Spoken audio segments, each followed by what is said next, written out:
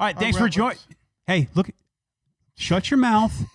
Shut your whore mouth, and you wait for me to finish. I didn't know who was doing the intro today. Jesus.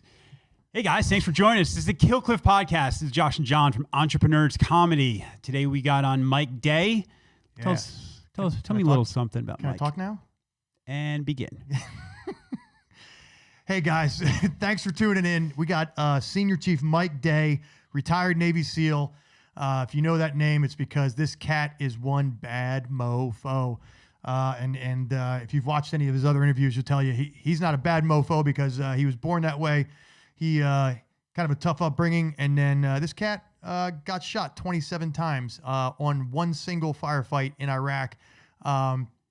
16 to his body, 11 to his body armor, and has faced and cheated death a number of times. This guy had 8 cutaways or 9 cutaways, I think, from his when he was on the Navy parachute team, from his parachute failing to open. And anyway, and then he goes on, if that's not enough, he goes on to be a patient advocate at the SOCOM Wounded Warrior Care.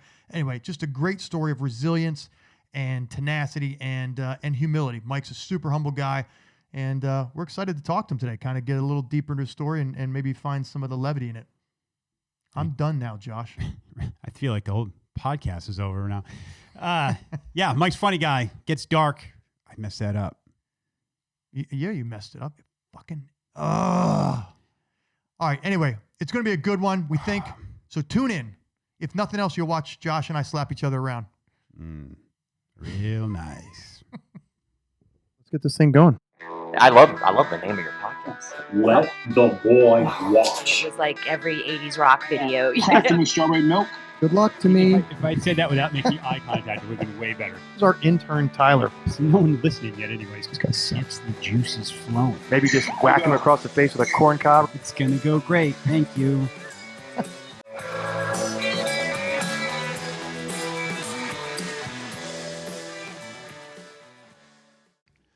All right, Mike.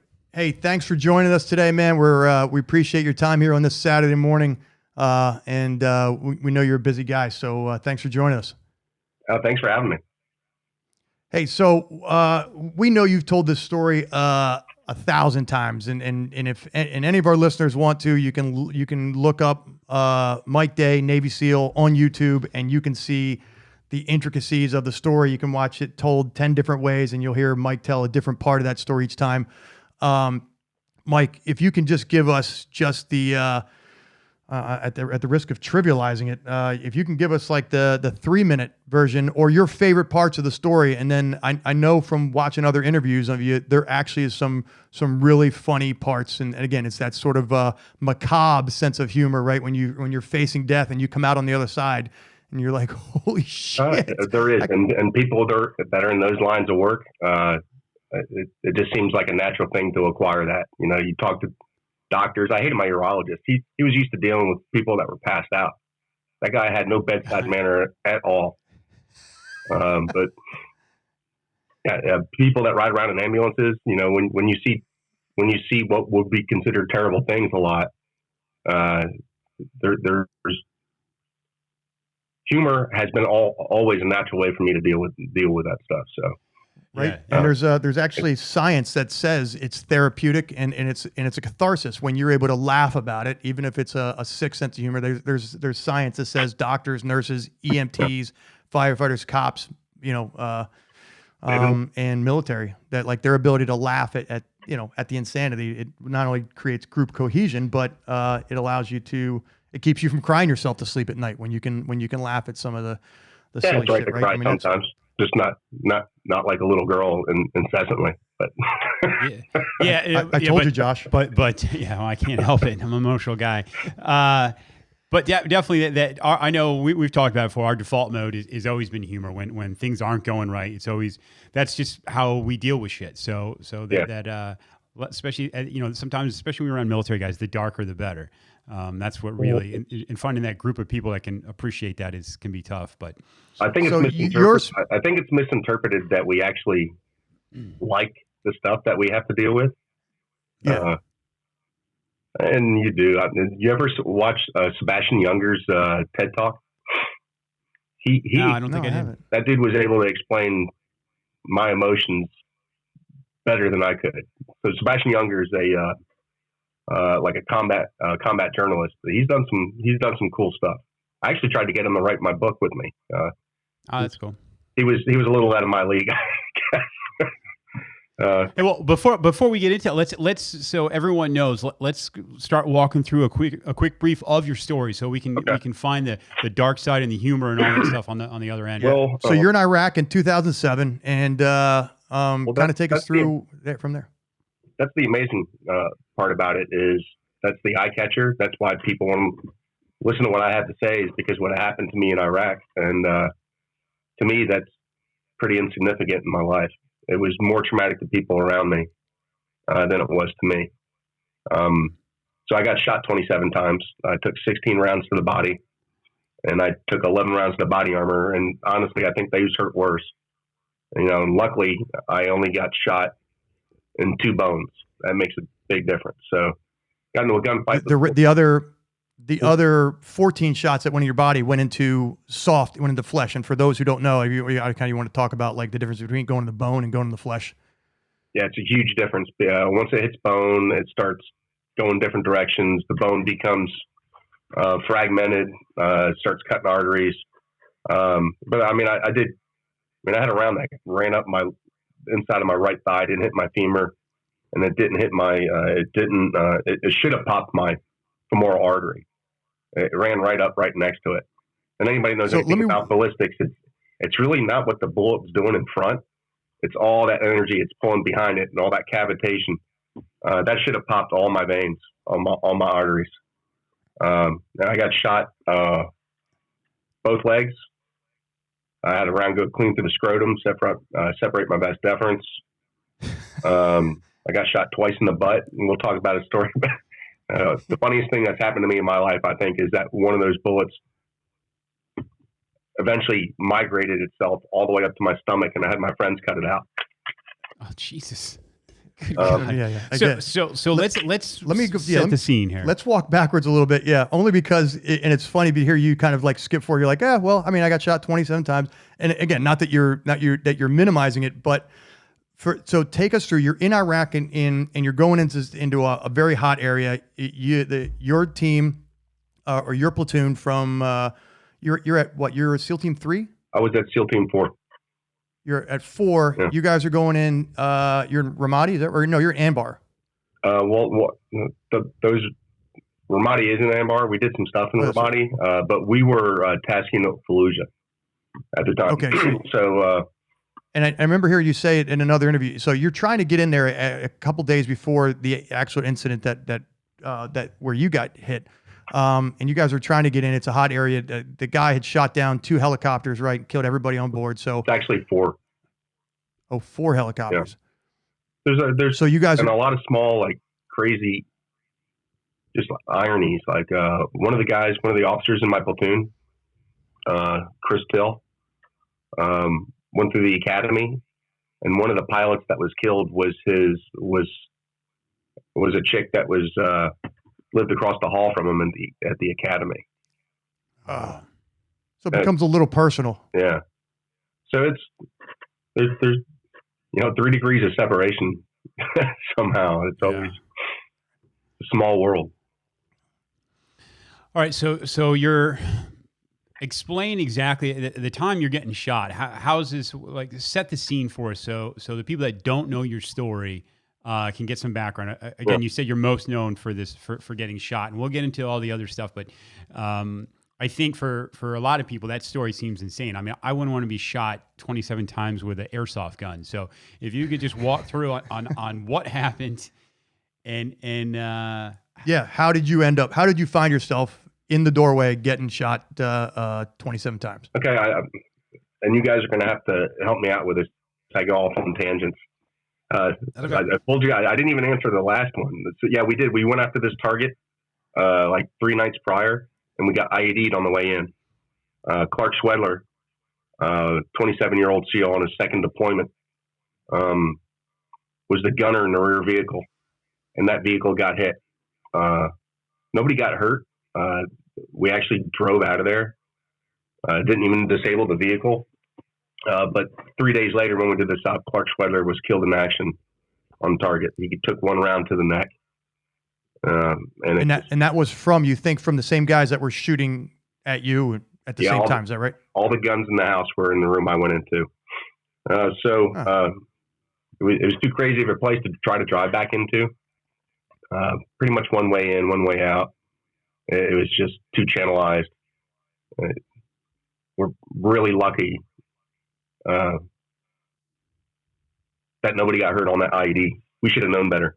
We should have flown in to begin with. So 3 days later, we flew in, did a little standoff, had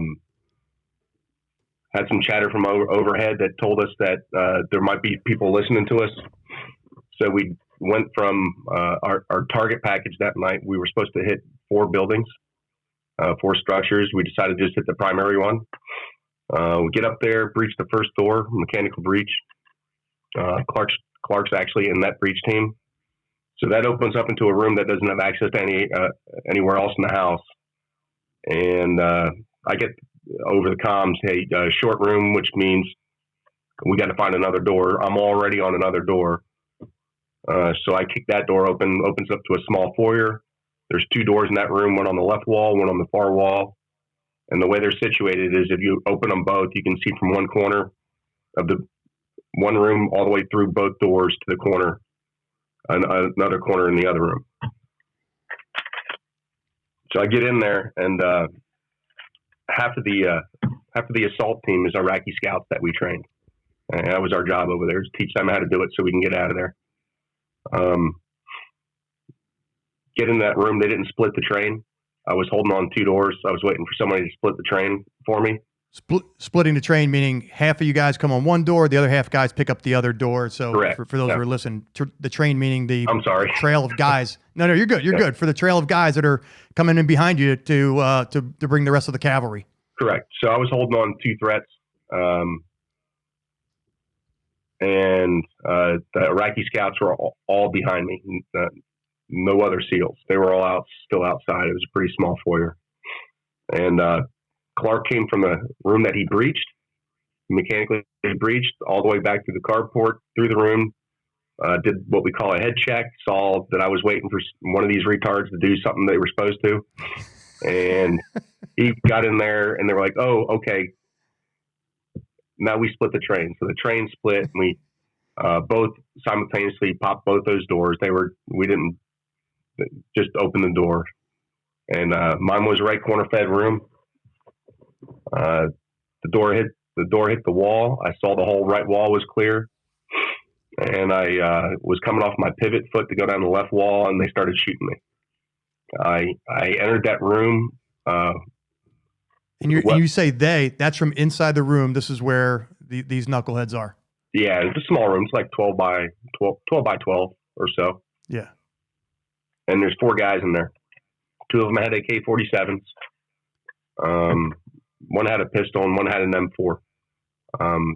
They had equipment from an ambush, actually out on an Army unit in Ramadi. They had his helmet, his night vision goggles, his rifle, his LBE, his load-bearing equipment. His magazines still had his name on them. Oh, wow. So they had ambushed another U.S. Army unit, and then had actually gone to the length of taking all of that soldiers. Not only had they shot down 4 helicopters, which were all medevac helicopters, and a unit out in Hawaii, but they had equipment from an ambush where they killed, I don't know how many people they killed, but they had his equipment, and I got shot with it. The green tip actually penetrated deeper than any of the AK rounds. Really? Yeah. See, all the AK rounds to hit my plates, it stopped it. I got hit 3 times in the chest with an AK. Yeah. The irony of the fact that it was U.S. equipment and U.S. ingenuity that was more effective in harming the enemy is not lost on you at this point. I don't know. I mean, there's plenty of scenarios where we can show that green tip is just not that good of a round. Yeah. An AK round's more effective. Right. In Somalia, that green tip was so hot, it was cutting through those guys, and they'd have to shoot them it sounds ridiculous now. I mean, it sounded like a lot to me before to have to shoot somebody 8 times. Yeah. They had to shoot him 28 times. Yeah. Right? Yeah, it sounded Now you gotta ridiculous. shoot 'em 28. That's almost Yeah. a magazine change right there. It is a magazine. All right, so you come in. This is a 12-foot room. So if these guys, even if they're flush against the wall, there's the end of their barrel. I mean, that's 10 feet, 8 feet away from you. Yeah, the whole when you make fight entry. was inside of 10 feet. So yeah, they were in a half moon.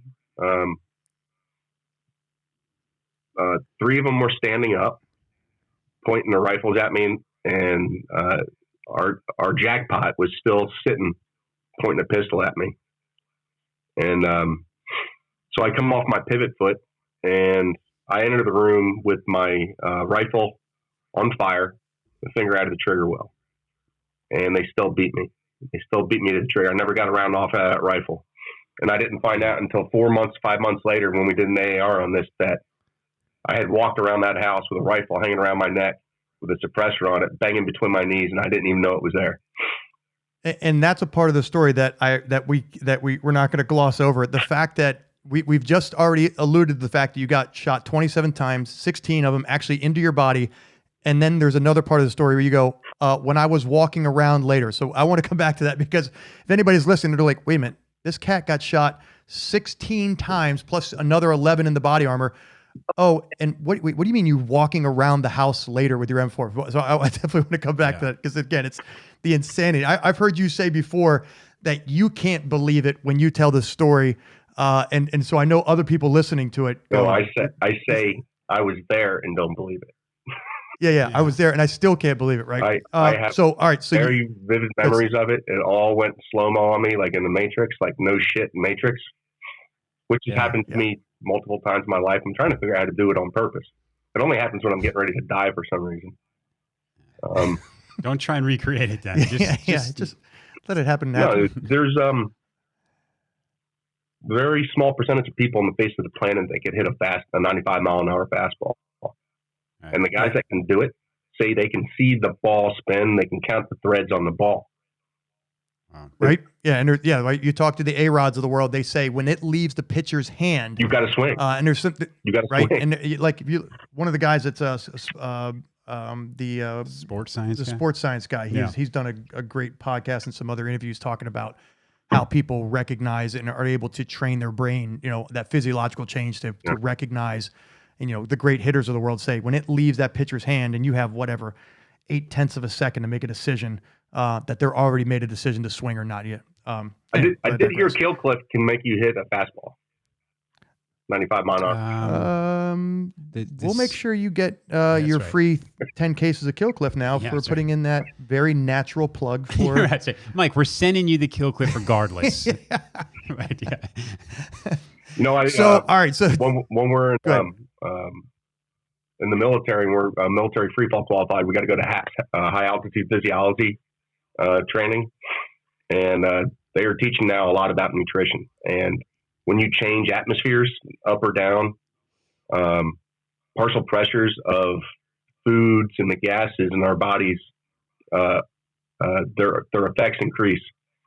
And I mean, there's all kinds of stories out there right now with everything from high school athletes to Navy SEALs dying and it's associated with other sports drinks. That shit. Oh, that shit is so bad for you. It's a bunch of garbage. It's a bunch of synthesized poison, is what it is. It really is, and they're packaging it and some of these young people out there, they're just drinking this absolute fucking and it's garbage. A great idea to put vodka in it. Yeah, way to think that through. Yeah. All right, so let's get back. So you go in the room. Yeah. You're in the doorway. 4 guys. You say jackpot. That's the target bad guy that's leading this shit show, and he's on the ground with a pistol. So he's still armed, and then his other 3 henchmen are all armed with rifles. Yeah. And they start shooting at you. So kind of take us from there. I lose my rifle. I transition to my pistol, and everything just goes straight Matrix for me. Everything's really slow. from the time it took me to draw my pistol and kill the guy down the left wall was probably less than 3 seconds. It seemed to me like it was a couple minutes. I mean, I had a conversation with myself. Yeah. I literally had to ask myself, "Are you getting shot?" I'm like, "Yeah, hell yeah, you're getting shot." I heard you say in another interview before, and I think I even wrote it down there. You said, after I figured out I was getting shot, and for a guy who's been shot 0 times in my life, one time before, I didn't know it hurt cows, but we were cow tipping, and I got shot with rock salt right in my jeans. I was a kid. See, you didn't even know you were preparing yourself for this event later in life. You're out there tipping cows with a bunch of high school buddies. My father made the SEAL teams really easy.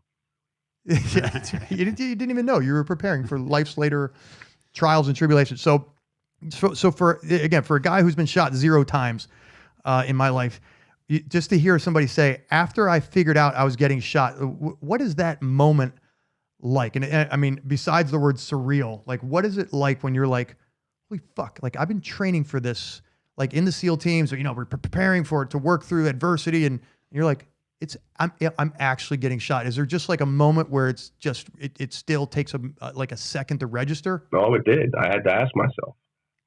And then my thoughts went to my girls, my wife and my 2 daughters. And I said, God, get me home to my girls.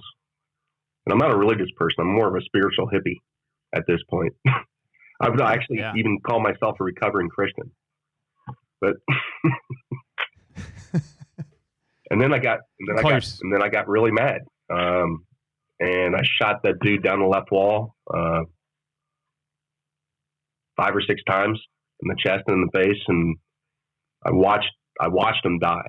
I watched him crumble to the ground as I was falling towards him, and I knew he was dead before I hit the ground, and I landed right next to him. So I landed on my left side. Like in the movies, they show people getting shot and like thrown backwards. No, my legs just came out from underneath me. I lost control of my legs, and I fell forward. So I landed next to that guy. The guy in the center of the room had pulled the pin on the grenade, and he was trying to run out of the room to hit the guys in the train, and I shot him in the head, and he fell down to the ground and blew up. Knocked me out. You're already on the ground? You're on the ground at this time? Yeah. Or you're like on your way to the ground? No, I'm on the ground. And all right. So he's trying to run out. He's still in the room. Now, this is the 12 by 12 room, again, or 12 by 8, whatever. It's a tiny room. If anybody can imagine, like, just the average size apartment bedroom, you're in there with 4 dudes, like just the noise, the smoke, the look of the. I had complete auditory exclusion. Hundreds of rounds were fired in that room.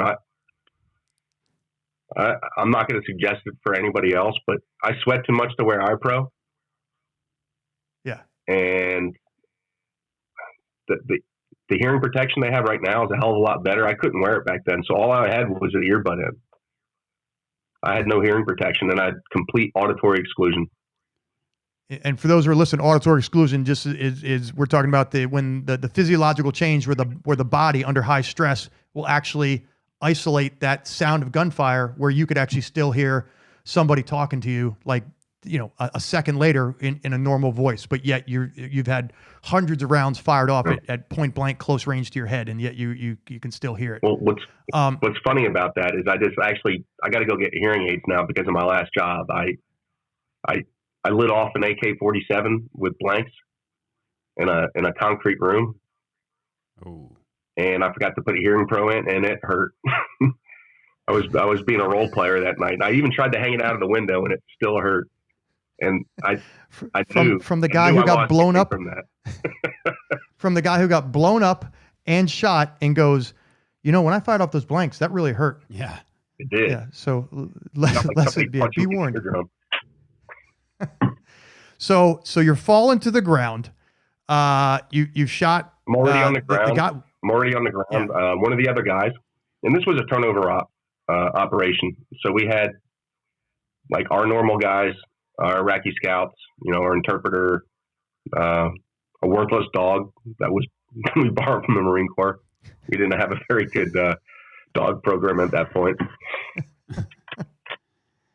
And Sort of a mascot. And I think you guys have talked to Jay Redmond. Yeah, so his troop was replacing us, so we had some of his guys there. Their first op in town was like the worst gunfight we saw the whole time we were there. I kind of felt. And this was one of you. This was one of your outgoing ops before you guys come home, and this is their incoming. This is intro. Yeah. Welcome to the country. Yeah, we were about a week and a half out. We had already half of our troop had already been flown home. Wow. We were just doing all the turnover stuff. So one of those guys had raked the window right up on over top of me. There was a window. So you got the window on that wall, the dead guy, the first guy I killed, and I'm laying right next to him. And Chris rakes that wall. I didn't even know a grenade went off until months later. And the reason half the guys, it's amazing 10 people can see the same damn thing and see 10 different things. My citation's inaccurate. They give me credit for saving 6 women and children that were supposedly in the room that gunfight was in. The guy that wrote that looked past Clark, who was already dead, and the 6 women and children were on the other side of him in a totally different room. Wow. Oh, wow. If they would have been in that room, they'd all been dead. Yeah. So I think we've almost skipped past it. So you shoot this guy in the head who's trying to run out in the hallway and detonate this grenade with the rest of the Iraqi scouts. So Chris raked the window, and he saw him. Nobody actually saw me go in that room. Only Iraqi scouts saw me go in that room. No SEALs. And Chris raked the window and saw the guy get shot in the head, fall to the ground. He watched the grenade roll across the room and blow up. So when I'm unconscious, guys, SEALs now are trying to get in the room, and there's still 2 guys in there with AK-47s just sawing up the door jamb. You never know the grenade went off in that same room where and again, you're below the window, so maybe they don't even see you, right? But they see the grenade go off, and they know they're getting shot at by 2 other guys who I think most bewildering thing. When I was unconscious, they came over and shoved a pistol in my body armor and shot me twice in the back, and then they shot me twice in the ass. So to set that stage. So you fall down, you shoot the guy who has the grenade, you shoot him in the head, he drops dead, and actually the grenade then goes off because he's now dead, doesn't have a chance to get out in the hallway. The grenade goes off. Miraculously, it knocks you unconscious, but the other 2 guys survive the grenade concussion and continue to fire their AKs. Again, just the whole story is just so bewildering, right? To me, like I said, I didn't know until like 5 months later when we sat down and did an AAR that a grenade had gone off in the room. I was probably unconscious for no more than 2 minutes. And by the time that they had decided that they couldn't get in that room, they were pulling back. They were leaving the house when I woke up. And when I woke up, I still had my pistol in my hand. I was still laying on my left side. And there's 2 guys on the other side of the room up against the wall shooting over top of me through that window that the guy's leaving.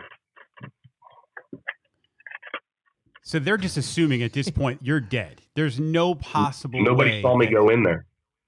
Only Iraqi. I'm talking about the other guys remaining in the room. Yeah, the 2 assholes with the AKs. The reason why I say I believe they shot me when I was unconscious is because I got 2 holes in my back that I had 2 rounds go through my scapula. The only 2 bones got hit. My right scapula and my left thumb almost got shot off at the middle joint. Everything else was soft tissue. Okay, tangent. I just forgot where the hell I was. Yeah. So which again, just the whole thing. So they're against the wall. They're shooting to come in. The grenade goes off. Yeah. At some point, I wake up from the grenade blast, and they're. Let me stop you there if I can. Okay. So because you fall down, you shot the one dude down the left wall, and then you shoot the guy in the head and he detonates. You get knocked out. These other 2 assholes, one guy must at some point come off the wall, come over, shoot you in the body armor and the ass. No, he stuck it in my body armor because okay. There's no holes in the body armor where there's holes in my back. Yeah, they don't line up. Yeah.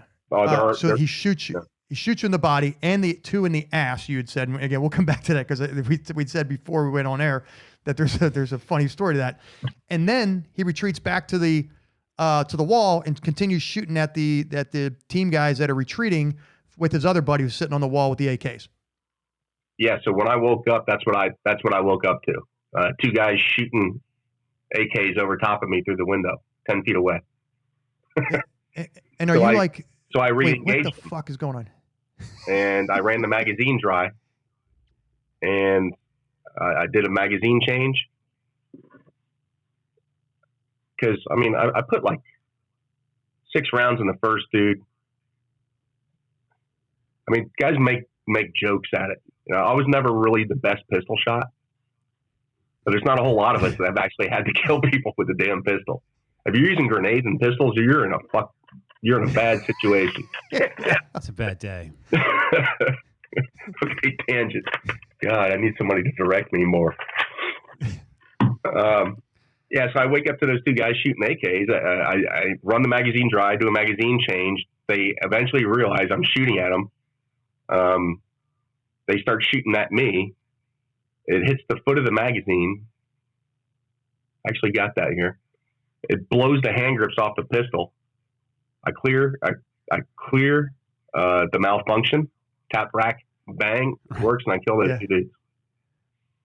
And you reload the gun with a fresh magazine full of rounds, and you continue killing the second guy. Yeah, so I first magazine got me through the first guy, the grenade dude. I woke up from the grenade blast. I empty that mag, do a mag change, shoot at them again. They start shooting at me. It hits the foot of the magazine. It blows the hand grips off the pistol. I could feel the springs in my hands. I clear the malfunction and kill those 2 dudes. And I'm having trouble getting that company to work with me. The company of the pistol. Yeah. The manufacturer of the pistol. You are a testament to the solid craftsmanship of that pistol. We'll if one of those Iraqi guys lived, right? One of those 2 guys lives, and he's doing a podcast. His interview is going to be, so we shot this fucker 27 times. Yeah. I put it under his body armor, pulled the trigger twice. He wakes up at some point and then kills my buddy. I mean, these guys have got to be like, what the hell do we have to do to this guy? Yeah. Do you think there's a point where you maybe should have let that one guy live just if for no other reason he could go around and the war would have been won? Because he'd be like, yo, listen, do not fight these fucking dudes. They don't die. I think I just got really lucky. All right. That's all right. Your humility. Okay. All right. We'll go with that. Your humility is it's an endearing and appealing quality. I appreciate that. So now you've killed all 4 guys in the room. I get up on my U.S. forces. Yeah, you get up on your knees, right? Everybody's gone. They're outside. Meaning U.S. forces have retreated outside. Yeah, and a lot of lessons learned since 9/11 with JTACs. I mean, I used to call for fire, and I'm old enough to have seen battleships shoot stuff. They shoot something that's about the size of a Volkswagen over the top of your head.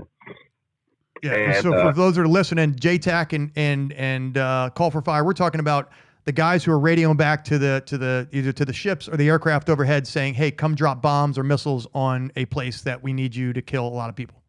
Yeah, we've definitely matured on that. I guess you got to train to the lowest common denominator, because there was a bunch of dumb people dropping bombs on themselves and other people. Didn't seem like it was that hard to me before. Now we got to go to school for it.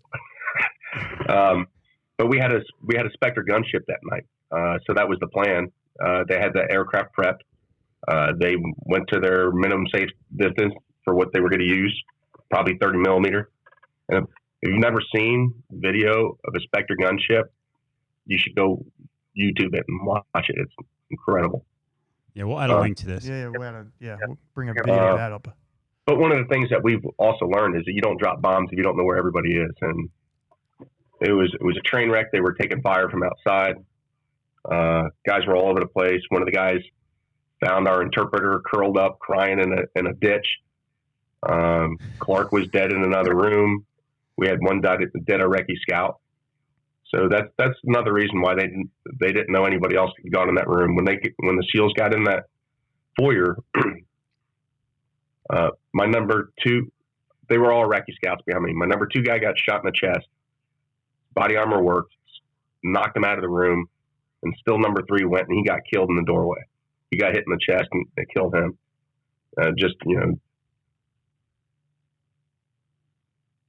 It's unfathomable. They're shooting at me. One guy behind me gets hit in the chest, lives. Number 3 gets hit in the chest, gets killed, and a bullet passes through 2 doorways and hits Clark in the neck, and it pops his carotid artery. And that was all through those 2 doorways. And I get shot 27 times in weird places. Wow.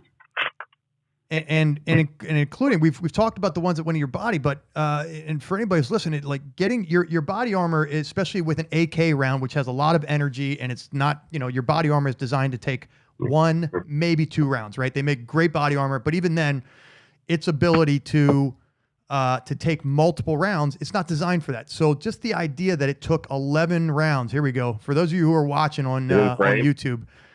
This is actually Mike's shadow box of his body armor, and kind of tell us what we have there. Walk us through. You have some of the bullet frags, right? Yeah. So try not to touch this computer. It does all kinds of weird stuff. This is all the fragmentation that they pulled out of it. It's all bullet fragmentation.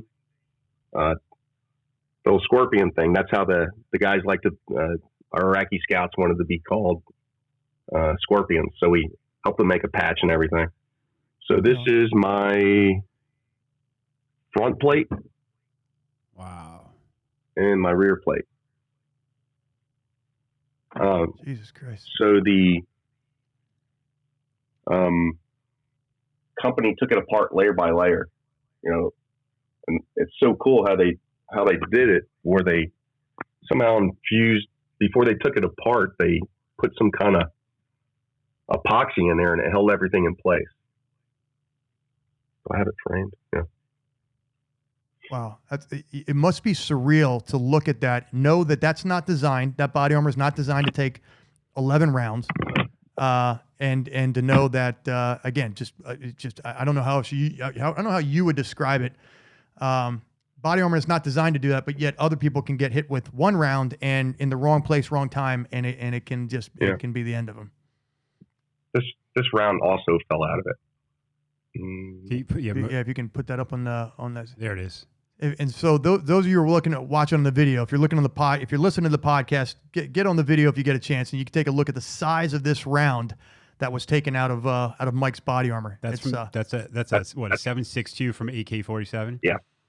And it's still intact. Yeah, it got flattened a little bit. You can see the rifling on it.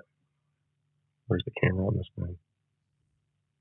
Wow, look at that. And you can just tell by Mike's finger, you can get a reference point of how big that round is.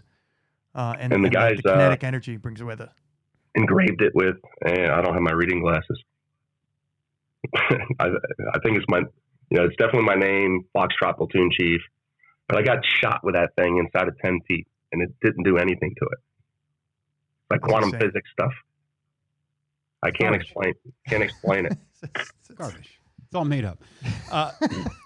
So when you come back outside and your team guys, you got some Iraqis, I'm sure, are out there. They've got to be blown away. The fact that that's probably bad words, but they've got to be super surprised. Yeah, is that a poor choice of words? We say they've got to be blown away by. Yeah, you were blown. So you come walking out, and they got. Well, no, there was a lot more that went on. So after all violent action stopped, I got up, I stood up, and I asked for status in the house, and because they asked for status in the house also before when I was unconscious, I couldn't respond. My radio was shot to shit anyway. So when I finished killing those last 2 guys, I stood up and asked for status in the house. One of my Iraqi scouts came in, and I put him on the front door, told him to kill anybody that came through the front door. I still don't really realize I'm left alone in the house. I don't even think I actually realized it. So you're asking status to nobody at that point. Yeah, so I come put him on the front door, and I come back to both of those doorways. I find Clark. He's gone. Still got a smile on his face. The 6 women and children in there are screaming. And I use my white light on my pistol, and I tell them to shut the hell up. And I must have looked scary as hell. They got really quiet really fast. Yeah. And I get deeper in the house, and I find 2 more Iraqi scouts that are holding on 2 detainees. I check the flex cuffs on them. I leave one in there, Iraqi scout, to watch the 2 detainees. I bring the other guy out to watch the women and children, and then I try to make comms. And let me just stop you if I can, Mike. It's just, again, because the surrealness of this. So you had said in the doorway, you recognize you're getting shot. Now you go down. You don't know that you've also been grenaded. And now you've come up and you've killed 4 dudes. And rather than like just, lay there and scream for help, you actually get up and continue working the mission. Do you recall having a sense of like, hey, I've been shot, I might want to like deal this? Or is it just like the fog? And again, we use that term fog of war, and anybody's listening, you go, how is Mike possibly doing this? And how do people not know where he is? And how did people not know that Clark is down and stuff like that? And we just use that term of fog of war, just the absolute chaos of people. And you had said, you referenced earlier, like when you train for something and then you go in and you don't realize that your interpreter is going to be in a ditch, sucking his thumb and crying, and the dog's going to be useless and shit like that. Is there a point where you sort of have an epiphany about like the gravity of what's going on? Or are you still you're just going through the mission has to be done? I never had a thought that I was going to die. I knew I'd been shot, but if somebody would have told me where I'd been shot, maybe I would have just sat down for a while. I don't know. Mike, you've been given a vasectomy with an AK. I knew I'd been shot. I had no awareness of where I'd been shot. It all felt like one big pain. I couldn't distinguish anything other than 2 pains. I had a really bad pain in my pelvis, and I was having a lot of trouble breathing. So the rounds that hit the body armor broke a bunch of ribs, and I had a contusion on my right lung that was filled up with blood. And I thought I had a sucking chest wound. So when I finally get the guys back in, they actually try to treat me for a sucking chest wound because I got 2 bullet holes in my back. Luckily, it wasn't a sucking chest wound. It was just a really bad bruise. Jesus. Yeah. Well, you really have to count your lucky stars then, Mike, because you didn't have a sucking chest wound. So there's that would have been worse. Jesus. Would have been worse. So you're finally outside, or the guys come in. No, now where I said earlier, I couldn't tell that I had my rifle banging between my knees. Well, now it was time for me to make comms and try to find out where everybody was. And I keyed up. I couldn't hear anything, and then I feel my earbud clicking my shoulder, and I put my earbud in, and I key up, and it's a solid tone. Look down at my radio, and I don't even know how it gave me a solid tone. It got shot so many times. Jesus. So I had to take Clark's radio off of him.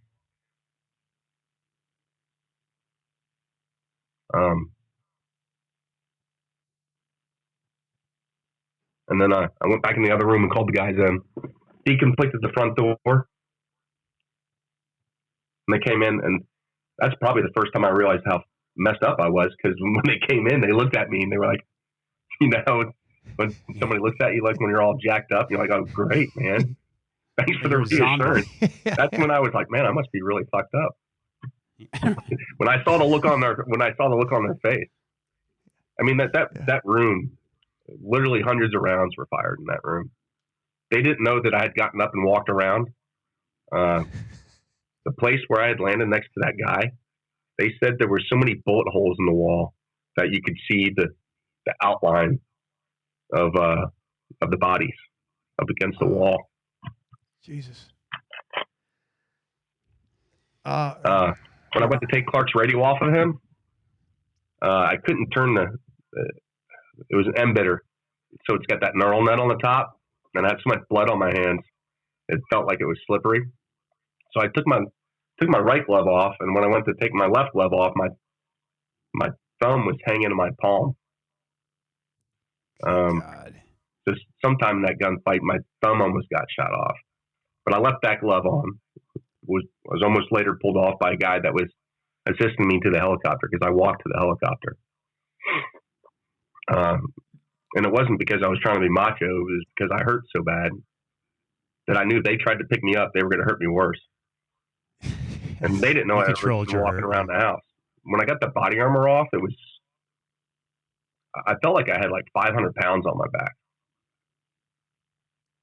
I just felt really heavy.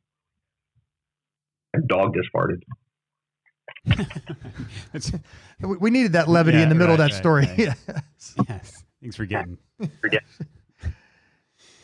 right, so you get this thing off. It feels like it weighs a ton. I got it. Was there any like Hollywood style like Schwarzenegger quotes in there where you're like, "Fuck you, give me my shit back," not till later. Yeah, so I heard him say 2 minutes out for the medevac. Somebody said pick up Mike, and I was like, don't touch me. I'll walk out with you if I need help. I'll throw my hand over your shoulder. And the guy I was with, it was a plowed field, so I was kind of stumbling around a little bit. So I threw my hand over his shoulder, and he reaches up and almost yanks my thumb off. That's what he grabs. Yeah. Of course he does. So we get on the bird, and one of the other medics that just got there is on the bird with me, and I thought he was with me because he was a medic, but he had been shot in the arm and he had a tourniquet on. And it's funny, I've talked to the air doc that was on here. He was like, I knew that guy was going to be good when he was trying to hit me, and he was yelling at me. Because the only thing he did for me on that aircraft was cut all my clothes off and stick his knee in every bullet hole I had. I was trying to throw him out. This is the doc on the medevac aircraft. Yeah, he cut all my clothes off. So when we land, I see the guy that got shot in the arm. I don't know he's shot in the arm, and he's trying to, with the air doc, open up an Israeli litter for me, and they can't do it because Israeli litter needs 2 people with 2 good arms, and you need to push and pull and yank on that thing. And I watched them. Yeah, and that's a kind of stretcher. You're saying that they're trying to Israeli litter, just a kind of stretcher they're trying to get you on when you land. Yeah, but the only thing I got on my body right now is boots, and I'm watching them like 2 monkeys fucking a football trying to put this thing together, and a golf cart pulls up with a big flatbed on it, and I was like, well, I guess that's for me. So I jump off naked. I go behind Chris and I slap him, tell him last man, and throw myself on the golf cart. And they drive me over from the airfield to the hospital, put me on a gurney, and I get mobbed by like, I don't know how many people it was, 5, 6 people start rolling me around, poking fingers in me and calling out, gunshot wound, left thigh, right arm, left arm. And the last thing I remember, they said gunshot wound to the scrotum. And I made a joke. I said, don't worry about that one. I already had a vasectomy. And I passed out. See, that's Hollywood. That's Hollywood level shit. That's Schwarzenegger. Like, I'll be back. That's the real life version of I'll be back. Yeah. So that was in Baghdad. They cleaned me out. I think they threw a colostomy bag on me. Got shot in the stomach. It went through my bladder. I had a colostomy bag for about a year, and I had a stent in my bladder, which comes out your urethra. It's about this long. Oh. No pain meds. It's miserable. It's like if STDs hurt that bad, nobody would have sex. I'm sure. And I'll have to show you a picture of that because that's good. The funny thing. Yeah. Yeah. No. I did not know. I did not know I had a bullet in my hip until I went in to get that thing pulled out. I knew I'd been shot twice in the butt, but it was like 5 months later I had to go get the stent pulled out of my bladder. and they take an X-ray. An X-ray tech comes in and was like, "Hey, did you know there's a bullet in your hip?" I didn't know. Jesus. And that was 2007. Last year, I was at a chiropractor, and I usually don't go to chiropractors. I don't like them. I like massage better. And he takes an X-ray. Yeah. He takes an X-ray of me, and the bullet had migrated all the way up into my belly fat. I'd actually been feeling it. I didn't know what it was. I thought it was like a tip off one of the tubes or something that they had stuck in my stomach. And for those who are listening, it just and if you've never and I have never had that happen, but for those who don't know about how bullets, when you get shot, sometimes the body will try and naturally get rid of it by moving it around to a place, and it's just this weird phenomenon, right? So you had been, and this is one of the bullets where they had, when you had been knocked unconscious with a grenade. What we think, right, is that it was one of those bullets had shot you in the butt, and then your body migrates it around over the course of a year. For those of you who are watching on the video, this is again another one of Mike's collection of bullets pulled from either his body or his body armor. So this is the bullet that had gone in your butt, in your ass cheek, and your body, just again through the miracle of biology and physiology, had actually migrated around into your gut. And anything that enters your body is going to do that too. If you've ever been in the desert and you run into a patch of cactus, a lot of times that thing. Who hasn't? Yeah, well, it's going to travel up your leg or wherever. So I'm gonna. So I got pictures of these actually. Go ahead. Let's see them. Yeah, go ahead. I was going to say. So tell us about that story while you're showing us the picture of the X-ray. Actually, tell us that story about, because there is a funny part, and I know listeners will enjoy that. So tell us about. So this migrates around. You find out, or take us back to the chiropractor and sort of how that bullet fragment went from your gut to now on a piece of necklace. Okay, so it's jewelry, and that's it's a jewelry, and the AK round is where I got the idea to do that. And I think this one's even cooler. It kind of reminds me of that. I had this Rolex watch in my ass for 7 years in the Hanoi Hilton. Okay, so get shot in the butt in 2007, 5 months after the incident, because I got shot in the stomach. I had a stent in my bladder, and it's about a foot-long thing with curly things on it. I don't understand it. Someone kept my bladder from leaking because I got shot in the bladder. So this is 2007, and take note of, can you see it? Oh, I see it. Oh yeah. There's what appears to be a large bullet fragment just above your pelvic bone. Yeah, so I didn't know that bullet was there until I went and got an X-ray to see if they could pull the stent out of my bladder. And then, which was like 5 months later, you said. Seven months. This is last year. You can see it kind of looks like it dropped down the hip. Because the bullet went in my butt, kind of traveled over that crook in your hip. And then this is the side profile. So, there it is. Yeah. Oh yeah, there it is. Yeah. Where's the camera? So right, it's right on the. It's there. Appears to be almost just right under the skin, right? Yeah, I was actually grabbing it. I could grab it. So that's like your gut where that large piece is hanging out. Yeah. Where that bullet piece is. So you can feel it in there, and so tell us, how does it get from there to now a piece of necklace? You went to a certified board surgeon. No, I got friends that are medics, 18 Deltas, and on a dinner break, we cut it out. a dinner break. Yeah. So all right. So were you guys drinking at this point, or what's? No, we had to go back to work. So, and the irony of there is, I went back to I was working in a job where I was teaching CQC to the SEAL teams again. So I was the straw that broke the camel's back to change TTPs in the SEAL teams. Just a different way of doing a close quarters combat.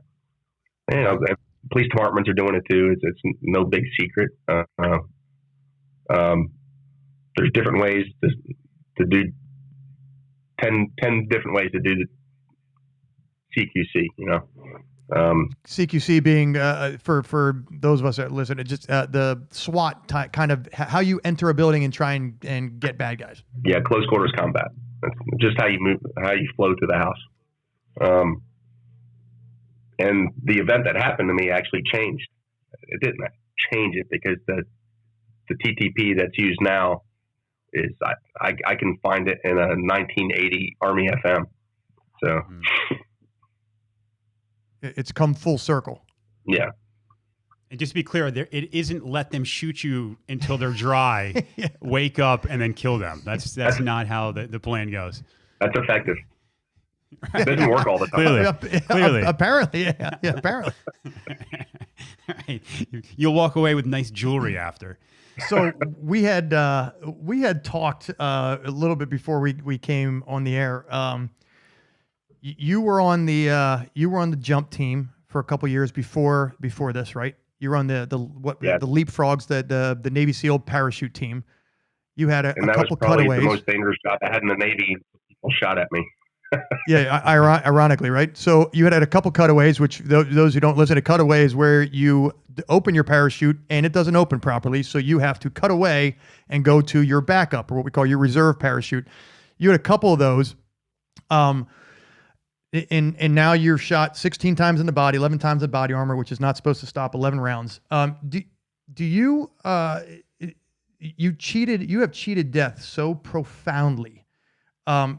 Does that change your mind? Like, do you even look before you cross the street now? Right. Or do you just know that like you're invisible? Like I envision you like cutting vegetables and watching TV at the same time because you're like, you know what, fuck this, I can handle it. Like I imagine like if your wood chipper gets clogged, you just stick your hand down in there and just like unclog it like with just barehanded, like, yeah, fuck this, nothing can get me. I'm very safety conscious, just not very risk adverse. Yeah, that's right. But I mean, all joking aside, you have to question like that. I mean, that's got to be a mental thing. Like, I got shot 27 times, and yet here I am. I've cut away 9 times, yet here I am. I mean, that's got to be. You got to wake up every day like, dude, I'm here for a reason, man. I'm fully aware of my mortality. Yeah, and right. God hasn't talked to me yet, so I don't know why I'm here. Yeah.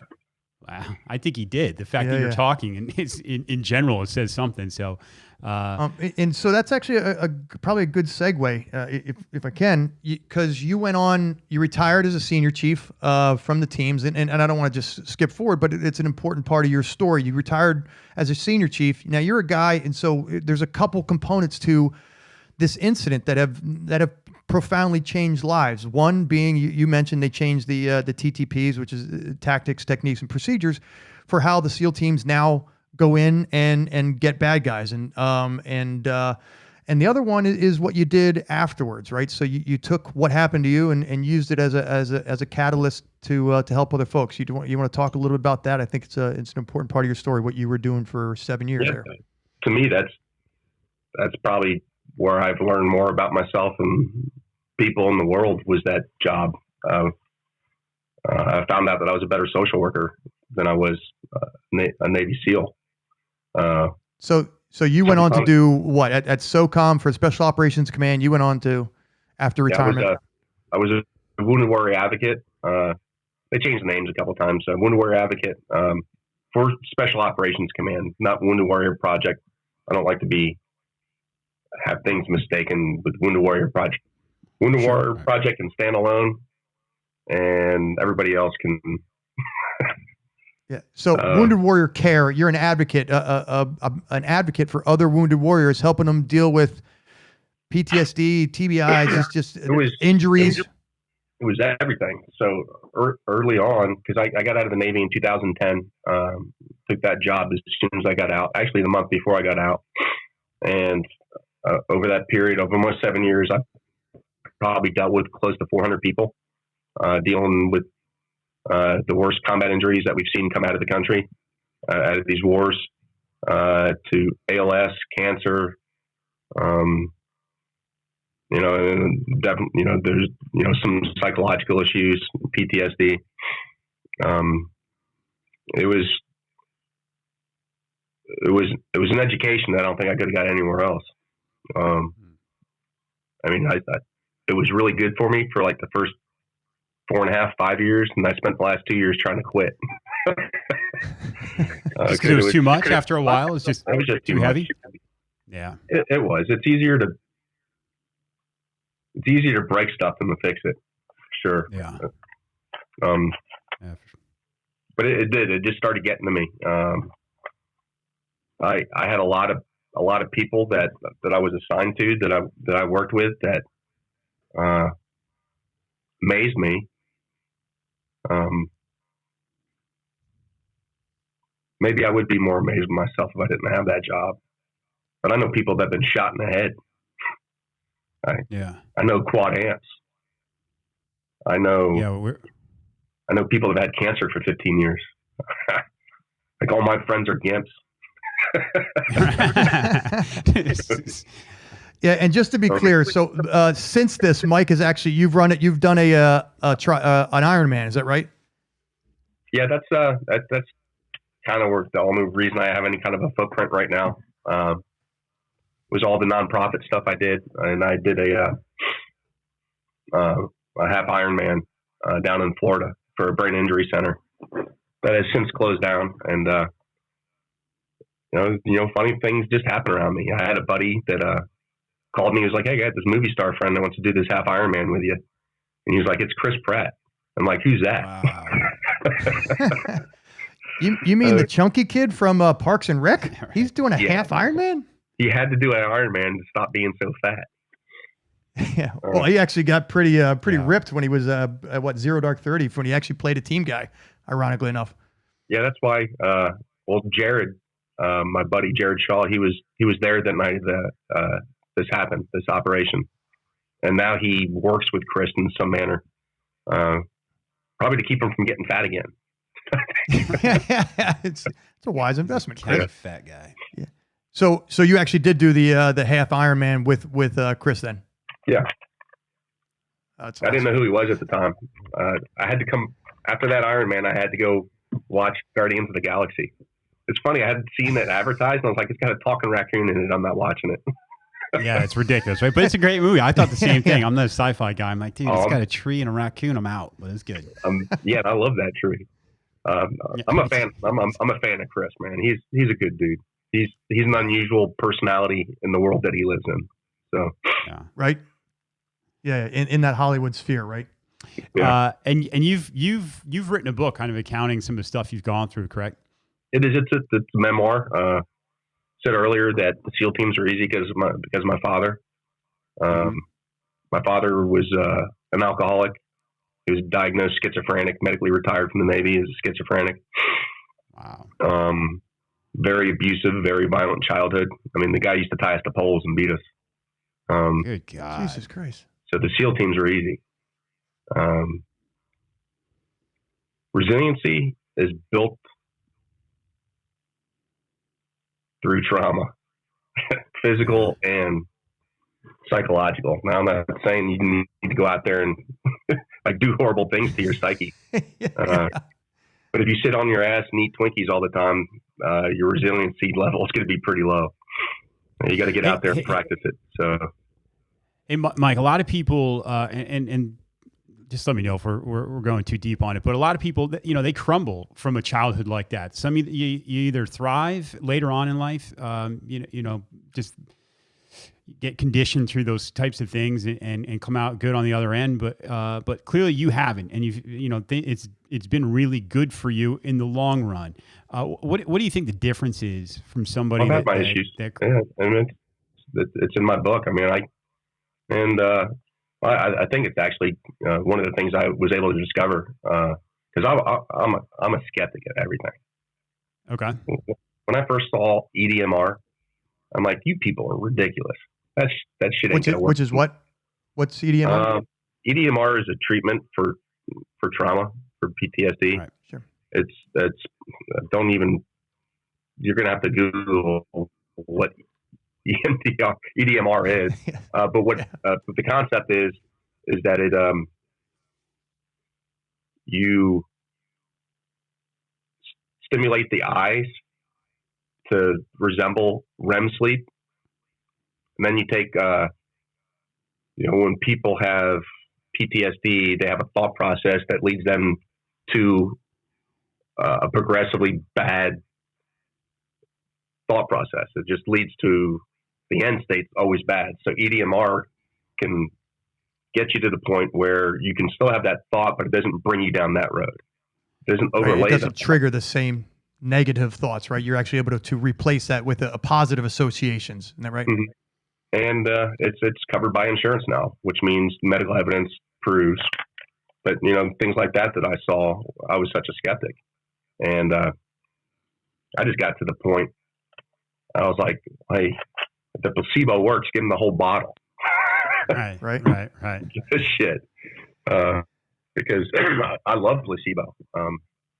That means we heal ourselves, and there's all kinds of studies that talk about placebo.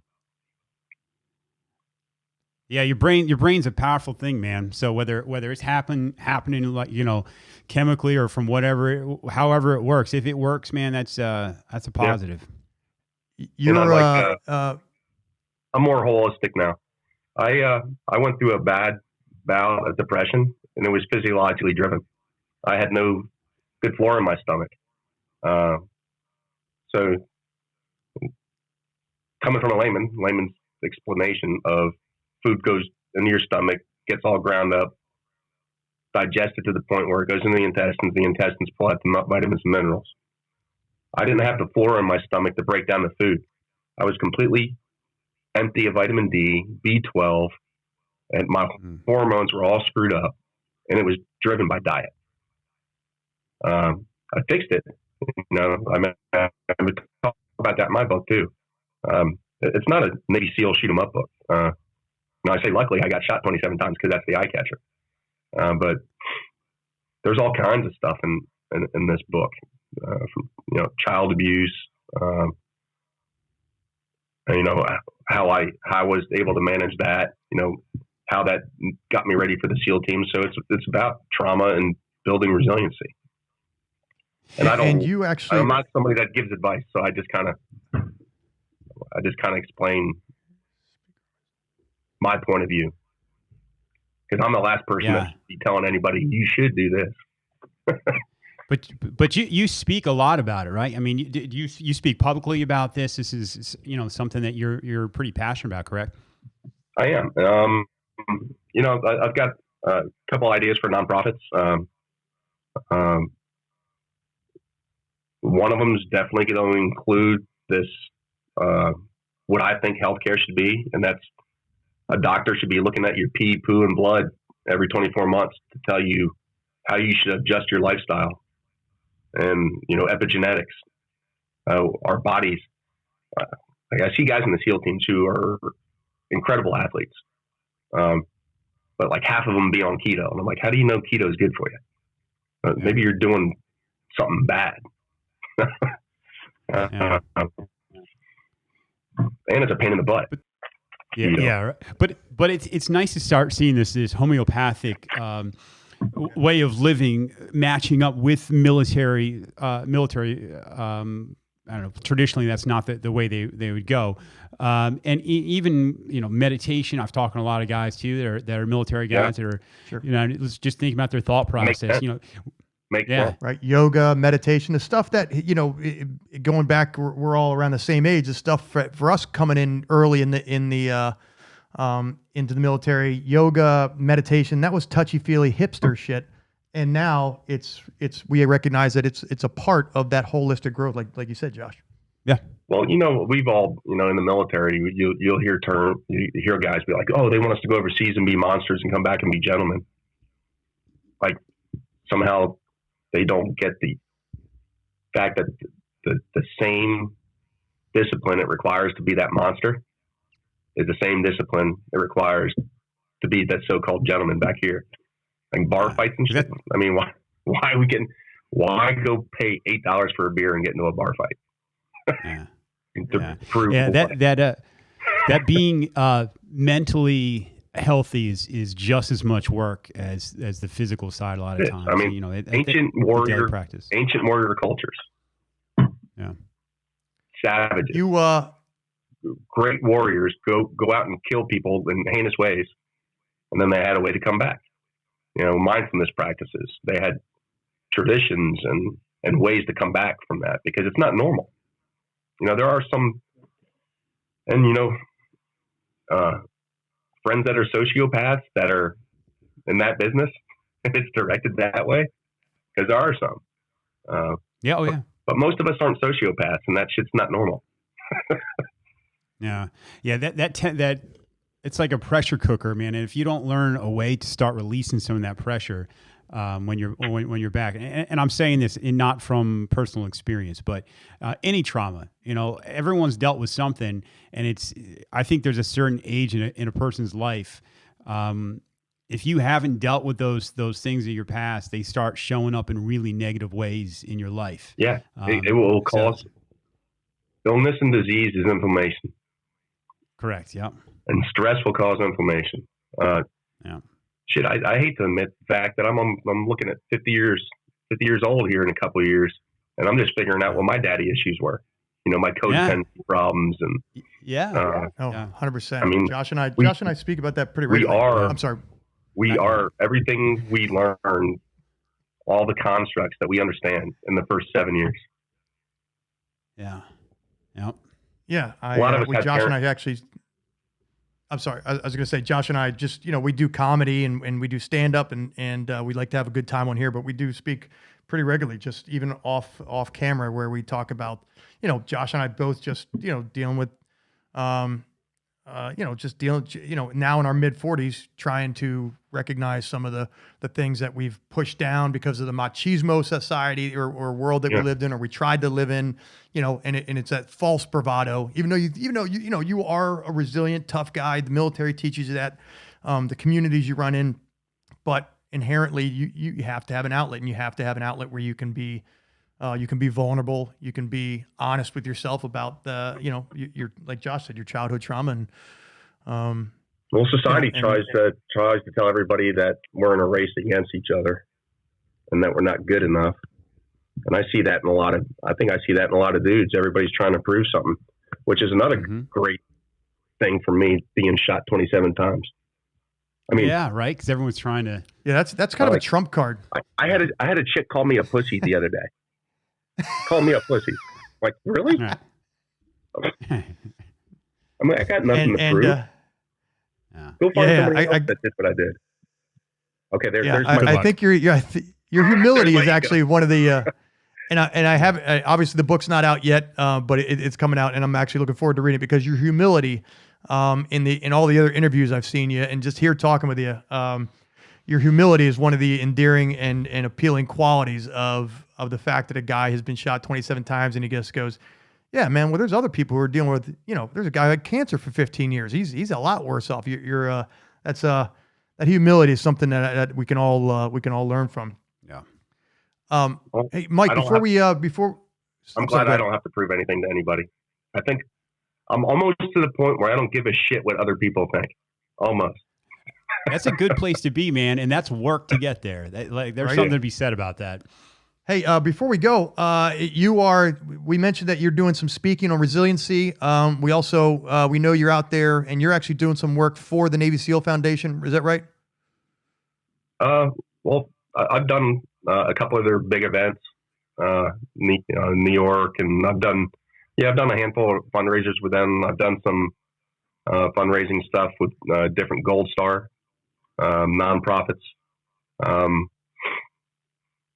And I'm going to continue doing that, but I still got to pay my bills. Yeah. So, no doubt. We Kill Cliff is the longest standing continuous sponsor of the Navy SEAL Foundation. Obviously, Josh and I are big fans of not just the Navy SEAL Foundation, but all veteran service organizations. But we knew you were doing some speaking for that. Also, you getting out there, and again, it's part of your story that just makes your humility and it's such a great quality that you took what you learned or what happened to you and use that as a catapult to then help other people who were dealing for 7 years as a SOCOM wounded wounded warrior advocate. And hey, let's make sure we get the name of your book out there. Yeah. It's Perfectly Wounded, and it's ready for pre-order right now at perfectlywounded.com. There's a link on there that takes you to Amazon. My social media, I got my daughter's doing all my branding and my websites and stuff. So it's pretty awesome. The GI Bill paid your for her to go social to college, and now I'm paying her to do work for me. Good. And your social media, where can we find you on social media? So on social media, I've got a Facebook one. It's not open. On Instagram, it's Mike Day 5326. Mike Day 5326 on Instagram. And we'll put that up here. We'll put that on the links here as well. But Mike Day 5326 and at perfectlywounded.com or on Amazon, you can find Perfectly Wounded. Hey, before we go, how old's your daughter now? You have two daughters. How old are they now? I have two. I have one that's in Virginia Tech looking at being a veterinarian. She's in her second year of school. She did community college first, which is which every kid should do. Right. And the other one's a graphic designer. Well, not Virginia Tech. She's going to be 20 this year, and the other one's going to be 29. And when they come around with boyfriends, I don't know if they're married, but when they come around boyfriends, I mean, do you even need to? Their boyfriends know your story. Are they automatically intimidated? Where you don't even have to like the old dad thing where you're cleaning your shotgun. You don't even have to. You show them your body. You literally have all of your bullets on your necklaces. Yeah. No, I would just tell them that hey, she's very important to me, and if anything happens to her, I'll hold you completely responsible. Yeah, there's four guys, one of whom I could have left alive, and he could tell you a story about how much I don't like when somebody tries to hurt me or my family. Yeah, we can make somebody disappear real easy. Yeah, and he means it. Stuff, so, right? yeah, right. Pig eats bones. My dog eats bones. You can get rid of her. Yeah, way that way now. These dogs are on. Right, this is good. On what is it boyfriend called? Diet. Yeah, you just give them. She just eats the whole chicken, bones and everything. All right, Mike. Listen, hey, we appreciate your time, man. I mean, just the story is amazing. You working through everything after the fact, the charity stuff, working through the childhood stuff. I think that's the stuff that's just as important as coming through and surviving what you did. So we appreciate your time. It's been great. Yeah, thanks for having me, guys. And if anybody has done it before us, it could be done again, right? So that's it, baby. You got that right. Awesome. Well, hey, thanks again, Mike. All right, take it easy, guys. Thanks. All right. See ya. That's it from us for the Kill Cliff Podcast. Hey, thanks to Mike Day for taking the time to sit down with us. Be sure to check out his book. Comes out June 9th. It's called Perfectly Wounded. You can find that on Amazon. And that's it from us. We shall see you in 2 weeks or possibly sooner. Who knows?